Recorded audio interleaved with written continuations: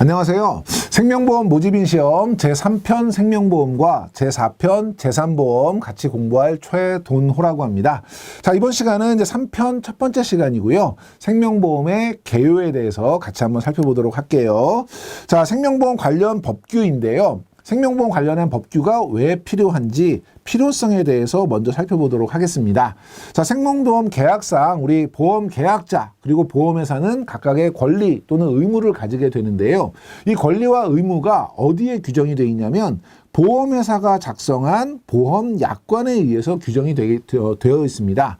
그렇기 때문에 보험회사가 잘 작성했는지를 확인 감독하기 위한 그리고 소비자를 보호하기 위한 법 제도가 필요할 텐데요. 첫 번째는 상대적으로 이제 보험 상품에 대한 이해라든지 지식이 부족한 소비자의 이익을 보호하기 위한 법이 필요하죠. 그래서 그러한 법규 체제가 필요하고, 두 번째, 보험회사가 계약을 잘 영위하고 이행하기 위해서는 건전한 경영을 해야 되는데 보험회사가 건전한 경영을 도모하고 있는지를 감독할 필요가 있어요. 그래서 감독 법규가 필요합니다.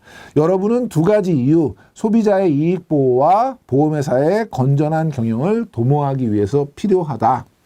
요 두 가지 이유는 꼭 기억해 주시고, 두 번째, 생명보험 관련된 법규인데요. 이 생명보험 계약 관계를 규율하고 있는 근거 법률이 뭐냐? 이거 시험에 많이 나옵니다. 그래서 여러분이 상법 제4편 보험편이다 라고 하는 건 꼭 기억을 해 주시고, 가끔 가다가 시험에 자본시장과 금융투자업에 관한 법률, 우리가 흔히 이제 줄여서 자본시장법이라고 하는 그 법에 근거한다거나 보험업법에 근거한다거나 이런 지문들 나오거든요. 상법 제4편에 근거하고 있다 기억해 주시고, 이 상법 제4편에서는 보험계약의 성립이나 소멸, 그리고 보험계약 안에서 계약자나 보험회사의 권리와 의무, 이런 것들을 이제 정하고 있고요. 생명보험의 표준 약관 같은 경우에는 이 상법의 보험편 규정을 그 토대로 해서 작성을 하게 되고, 일반적인 상법보다는 이 상법 4편의 보험편은 계약자의 권리를 이제 확대할 수 있도록 규정하고 있고요. 만약에 관련해서 소송이 제기가 되면 제일 먼저 상법을 근거로 판결을 하게 되고요. 만약에 상법에 규정하고 있지 않은 것이 있다면 두 번째 민법의 규정에 따르게 되고요. 특별히 약관의 해석에 따른 문제가 있다면 약관 규제에 관한 법률을 적용해서 판결을 하게 됩니다. 그래서 상법이 가장 최우선, 없다면 민법, 약관 해석은 약관 규제에 관한 법률, 이거 기억해 주시고요. 자, 다음에 우리 생명보험에 관련된 다양한 법규들, 여러분 아마 교재에는 이게 표로 나와 있을 거예요. 뭐 시험 문제 자주 나오는 건 아니지만 나오게 되면 또 많이 또 득점이 어려운 부분이기 때문에 어떤 법이 뭘 규정하고 있다 정도만 기억해 주시면 좋을 텐데, 상법은 보험 계약 관계 자체를 규정하고 있고요. 그 안에서 계약자와 보험회사의 권리, 의무 같은 것들을 규정하고 있고, 민법은 상법에서 규정하지 않은 부분들을 이제 보완할 때 그 기초 나머지 규정하지 않았던 것들을 별도로 규정하고 있는 것도 갖고 있고, 약관 규제에 관한 법률은 보험 약관의 해석에 대한 부분을 규정하고 있고, 보험업법은 보험업의 허가, 감독의 근거로 적용이 되고요. 보험감독의 근거는 보험감독은 금융위원회에서 하거든요. 그렇기 때문에 금융위원회 설치 등에 관한 법률, 보험회사의 구조 조정의 근거가 되는 것이 금융산업의 구조 개선에 관한 법률이고요. 가장 중요한 것은 예금자 보호법입니다. 요건 이제 보험회사뿐만 아니라 다양한 금융기관에 적용이 되는데요. 예금자 보호법은 뭐 영업 정지라든지 파산이라든지, 그래서 보험회사가 보험금을 지급하지 못하는 그런 상황이 발생을 한 경우에, 그럴 때 선량한 계약자를 보호하기 위해서 예금보험공사에서 보험금을 지급하는 이런 제도거든요. 그래서 밑에 함정 하나 보시면 생명보험 계약은 예금자 보호법이 적용되지 않는다, 이런 질문 많이 나옵니다. 그래서 생명보험 계약도 예금자 보호법의 대상이 된다는 거 꼭 기억해 두시고, 보험회사의 공동행위, 예를 들면 뭐 담합이나 이런 걸 막기 위해서 독점 규제 및 공정거래에 관한 법률, 그리고 변액보험 같은 경우는 보험이지만 특별계정이라고 하는 펀드를 운영하기 때문에 펀드에 적용하는 자본시장법, 자본시장과 금융투자업에 관한 법률이 같이 적용이 되고요. 보험 사기 행위의 조작이나 방지 이런 것들을 위해서 보험 사기 방지 특별법, 그리고 최근에 이 보험회사의 어떤 그 소비자 보호 정책이라든지 분쟁 조정 절차라든지 이런 것들이 이제 강화돼서 적용되는 법이 금융 소비자 보호에 관한 법률, 저희가 줄여서 이제 금소법이라고 하는데요.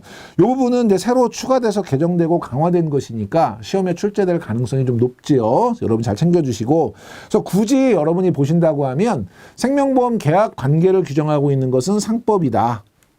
그리고 보험업 허가나 그다음에 감독의 근거가 되는 것은 보험업법이다. 생명보험도 예금자 보호법은 적용이 된다. 그리고 소비자 보호나 분쟁 절차, 소비자 정책 관련한 것은 금융소비자 보호에 관한 법률이다 정도는 기억해 주시면 좋을 것 같습니다. 자, 생명보험의 이제 정의를 한번 살펴볼게요. 생명보험은 상법 제638조에 보험 계약자 그리고 생명보험 계약 이걸 이제 규정을 하고 있고요. 보험업법 2조에서는 보험 상품과 생명보험 상품을 규정하고 있어요. 그래서 보험 상품은 위험 보장을 목적으로 우연한 사건 발생에 관해서 금전 및 그 밖의 급여를 지급할 것을 약정하고 대가를 수수하는 계약이죠. 여기서 이제 위험 보장을 손해 보장이라고 지문에 나오는 경우도 간혹 있고요. 우연한 사건이라고 하는 것이 이제 보험 사고가 될 것이고, 금전 및 그 밖의 급여를 지급할 것을 약정한 것이 보험금, 그리고 대가를 수수하는 것이 보험료가 되겠죠.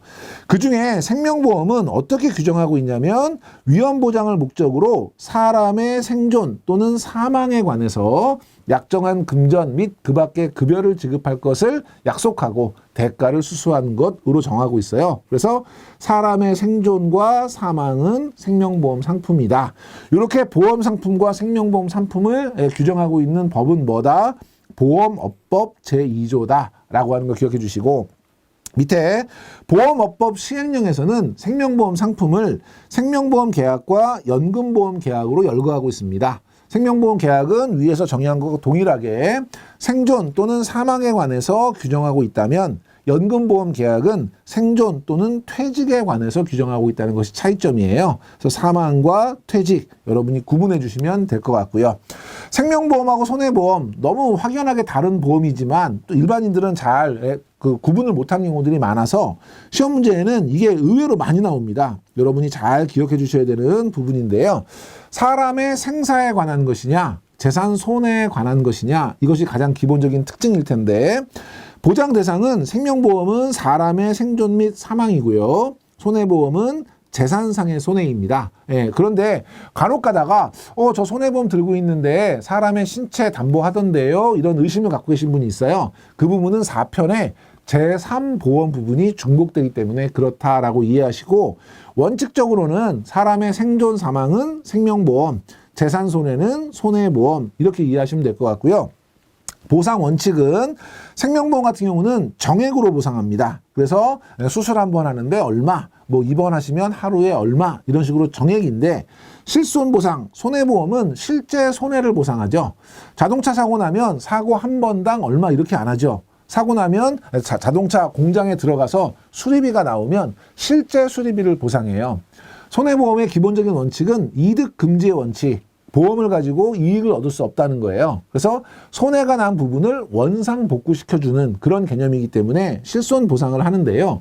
지금 이제 우리 생명보험 같은 경우는 실손 보상이 어려운 이유가 사람의 신체에 대해서 우리가 가격을 매길 수가 없죠. 자동차 문짝 150만 원, 그러니까 실제 손해 150만 원 보상할 수 있지만 사람 팔 한쪽 얼마가 없잖아요. 그래서 생명보험에서는 정액 보상이다라고 기억해 주시면 되고, 생명보험은 주로 장기고요. 보험 기간이 경우에 따라서는 사망 시까지 종신 보장도 가능한 반면에, 손해보험은 주로 단기이고요. 확정 기간 10년, 20년 또는 뭐 나이를 가지고 80세 만기, 100세 만기 이런 식으로 일정 기간에 대해서만 보상을 하게 되고요. 당연히 생명보험은 생명보험 회사에서, 손해보험은 손해보험 회사에서 취급하고 있습니다. 밑에 보시면 생명보험 상품은 실손 보상을 주된 보상 원칙으로 한다. 생명보험은 실손이 아니고 정액, 손해보험이 실손이고요.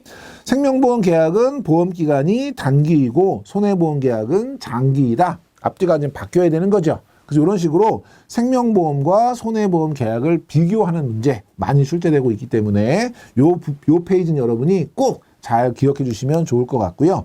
자, 생명보험 계약의 특성인데요. 여기서는 세 가지 정도의 문제 유형을 좀 기억해 주시면 좋을 것 같아요.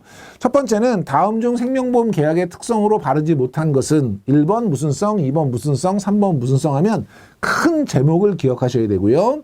두 번째, 다음 중 생명보험 계약의 특성에 대한 설명으로 맞는 것은 틀리는 것은 하면 어떤 특성에 대해서 설명하면서 지문을 다르게 이렇게 나오는 경우가 있고, 마지막 세 번째 유형은 박스 안에다가 어떤 걸 쭉 써놓고 얘는 생명보험 특성 중에서 누구냐 그래서 찾아라 이런 문제가 나올 수 있겠죠. 그러니까 여러분이 큰 제목도 유심히 보셔야 되고요. 각각의 세부적인 내용들 꼼꼼하게 비교하시면서 챙겨보시면 좋을 것 같아요. 첫 번째, 유상쌍무 계약이에요. 이거는 용어를 여러분이 잘 눈여겨보시면 유상계약이라는 건 뭐예요? 무상이 아니니까 공짜가 아니라는 거죠. 서로 돈이 왔다 갔다 하는 금전 거래를 수반하는 그런 계약이라는 뜻이고요. 쌍무계약, 쌍무계약의 반대가 편무계약이잖아요. 한쪽에만 의무가 있는 거. 쌍무는 둘 쌍자니까 양쪽에 의무가 있다는 뜻이에요. 그러니까 돈이 왔다 갔다 하는 양쪽에 의무가 있는 계약이다. 이런 뜻입니다. 그럼 어떤 의무가 있을까요? 계약자는 보험료를 납입해야 되는 보험료 납입 의무가 있고요. 보험회사는 사고가 났을 때 보험금을 지급해야 되는 보험금 지급 의무가 있겠죠. 예, 돈이 왔다 갔다 하는 두 개의 의무가 있는 계약이고요. 두 번째, 불요식 낙성 계약이에요. 불요식은 뭐예요? 특정한 절차나 형식 같은 게 없다는 거죠. 우리가 사실상 요식 계약하라는 말을 사용하는데 업무적으로 편의를 도모하기 위해서 뭐 청약서를 쓴다거나 증권을 발행한다거나 이런 형식을 갖추고는 있지만 실제 생명보험 계약은 이런 요식을 요하지 않는 거죠. 대신에 낙성은 승낙할 낙자 그리고 이룰 성자니까요. 두 당사자가 서로 승낙하면 계약이 만들어지는 거예요. 특별한 형식 없이. 이걸 저희가 어떻게 표현하냐면 계약자가 저 보험계약 할게요 라고 계약을 요청하는 이걸 청약이라고 하죠. 계약자가 청약을 하게 되면 보험회사가 심사를 통해서 그 계약을 인수를 하면 승낙을 하면 그러면 그 두 사람의 한 사람의 청약과 한 사람의 승낙 그걸로 계약이 성립되는 불요식 낙성 계약이에요. 시험에 역시 요식 계약이라고 나온다거나 보험증권 교부가 성립 요건이라고 한다거나 아니면 보험료 납입 여부가 중요한 성립 요건이라거나 이런 지문들이 많이 나오고 있거든요. 그러니까 증권 없어도 된다. 보험료 납입 상관없다. 얘는 불요식 낙성 계약이다. 이렇게 기억해 주시고 부합계약성 시험에 많이 나오는데요. 이 부합계약성은 어디에 딱 붙어 있다. 또는 어디에 딱 적합하다 이런 거예요. 보험계약은 어디에 딱 적합할까요? 보험계약의 모든 권리 의무는 어디에 적혀 있죠? 약관에. 그래서 보험회사가 미리 정한 정형화된 약관에 따르는 거예요. 그러면 미리 보험계약은 보험회사가 정해놓은 약관 이대로 진행할 거니까 계약자는 약관을 보고 마음에 들면 계약을 하시고 마음에 안 들면 계약을 안 하시는 거예요. 중요한 건 약관을 전체로서 동의하거나 그럼 계약하시는 거고 거절하는 선택, 계약 안 하시는 선택만 하는 것이지 일부만 동의한다거나 일부만 거절하는 것은 불가능하고요. 그러면 계약자 입장에서는 보험회사가 일방적으로 만든 약관에 의해서 계약이 이루어지니까 혹시라도 불이익을 받을 수 있겠죠.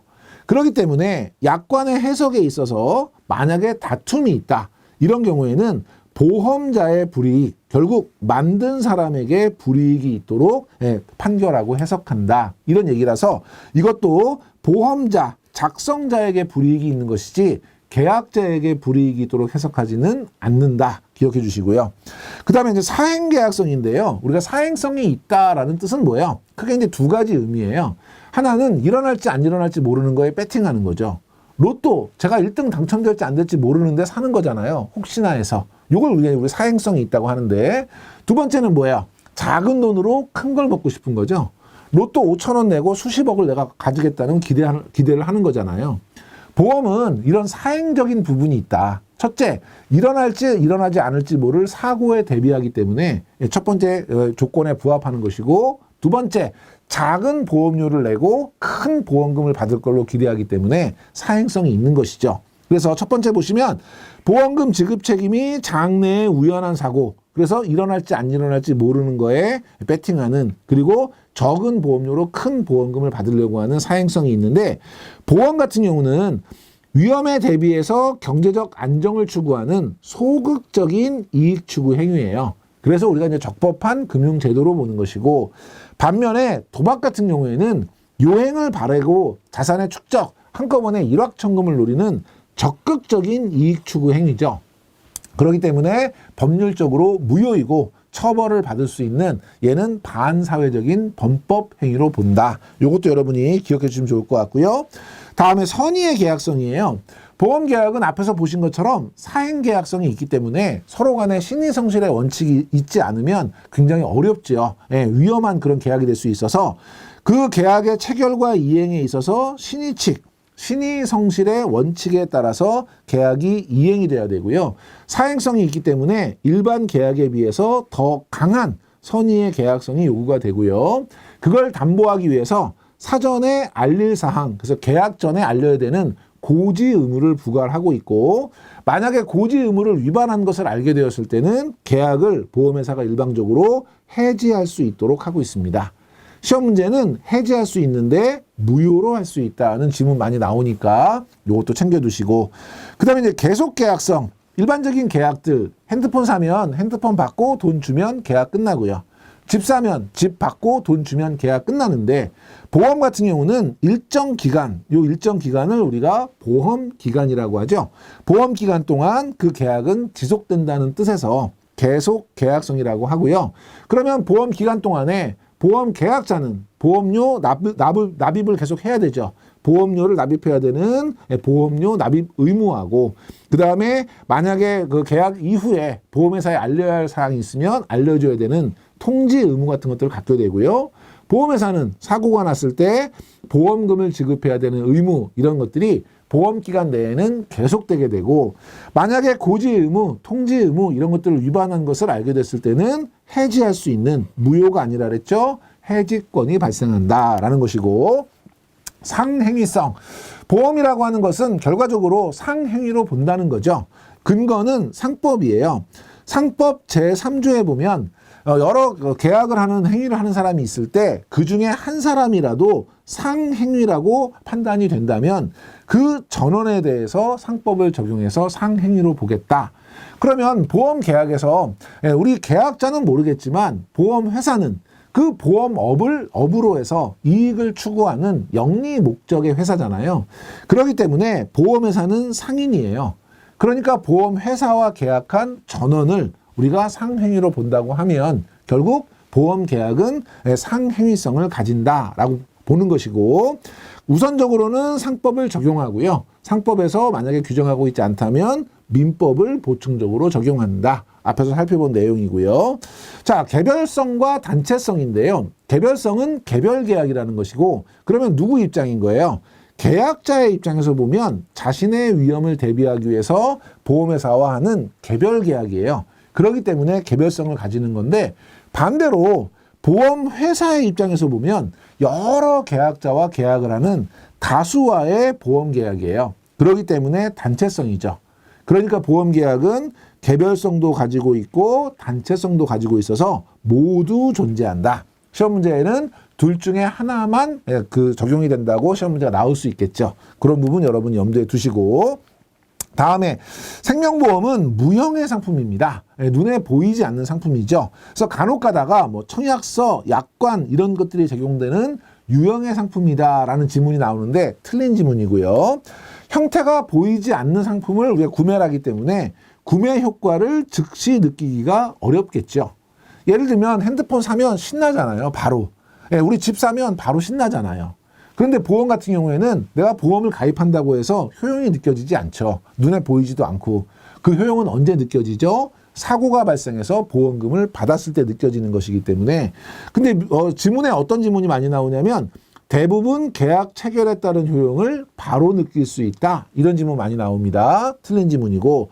그러니까 눈에 보이지 않기 때문에 더 신뢰를 주기 위해서 설명을 잘해야 되겠죠. 권유 단계에서부터 계약자에게 가입 설계라든지 보장 내용이나 보험금 지급 절차라든지 아니면 약관이라든지 이런 거에 대해서 충분하게 설명해야 된다. 왜? 보이지 않는 무형의 상품이기 때문에. 그리고 미래지향적이고 장기 효용적인 상품이다라는 것인데요. 자, 이거는 우리가 불확실한 미래에 사고가 날지 안 날지 모르는 걸 대비하는 거니까 미래에 대한 보장이 주 기능인 미래지향적인 상품이고, 효용은 언제 느낀다고 했죠? 보험 사고가 발생하는 시점, 구입 시점이 아니라 그랬죠. 그렇기 때문에 장기 효용적인 상품이고요. 계약자는 그러니까 장기 유지를 통해서 보장을 활용하는 것이 중요하겠고, 보험회사인 경우에는 중도 해지를 하셨을 경우에는 최초 가입 목적에 도달하기가 어려울 수 있다라고 하는 점을 잘 설명해 주실 필요가 있겠습니다. 다음에 다양한 설계가 가능한 상품, 고객의 라이프 사이클에 맞춰서 필요한 위험 보장 그리고 재정 설계 이런 것들이 가능한 맞춤형 상품으로 제공이 될 수 있고요.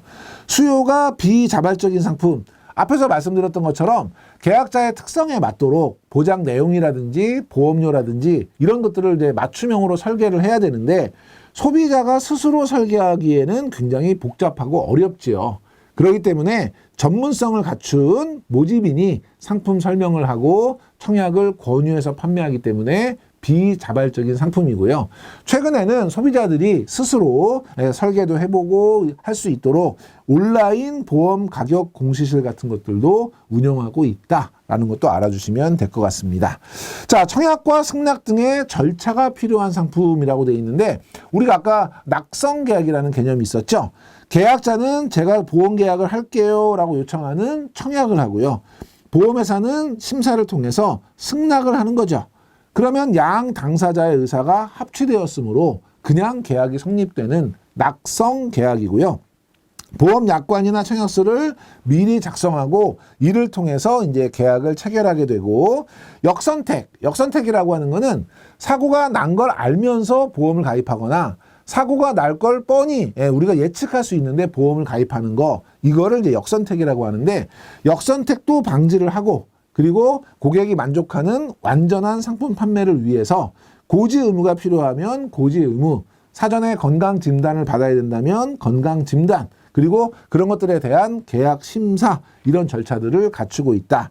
그래서 청약과 승낙만으로 계약이 체결되는 건데, 보험증권을 반드시 교부해야 계약이 체결된다. 보험증권은 교부하는 것을 원칙으로 하고 있어요. 그런데 증권의 교부 자체가 계약 성립의 요소는 아니라는 뜻이고요. 가입자별로 손해담보를 측정해서 보장 설계가 진행이 된다. 가입자별로 하는 것은 아니죠. 그리고 손해담보를 측정하는 것이 아니고 위험률에 따라서 사전에 정해진 것을 고객이 선택하는 것이니까 이런 지문도 여러분이 잘 챙겨두시고, 계약 후에 관리가 필요한 상품. 일반적인 계약은 계약이 끝나면 그냥 그걸로 끝인데, 보험 같은 경우에는 보험료 납입이라든지 보유 계약 현황이라든지 이런 것들을 정기적으로 알려드려야 되고요. 갱신보험인 경우에는 갱신에 대한 안내, 어떤 급부가 있다면 급부에 대한 안내, 그리고 제도가 변경된 게 있으면 제도 변경에 대한 안내, 실적배당 상품이라고 하면 수익률 보고서, 이런 각종 정보들을 지속적으로 제공해야 되기 때문에 계약 후에도 관리가 필요한 상품이라는 것이 특징이다. 그래서 생명보험의 특징은 여러분이 잘 기억을 좀 해주시면 좋을 것 같습니다. 이번 시간 이렇게 생명보험 개요에 대해서 살펴봤고요. 다음 시간에는 생명보험 상품에 대한 기본적인 개념 같이 한번 살펴보도록 하겠습니다. 이번 시간에 강의 들으시느라고 수고 많이 하셨습니다.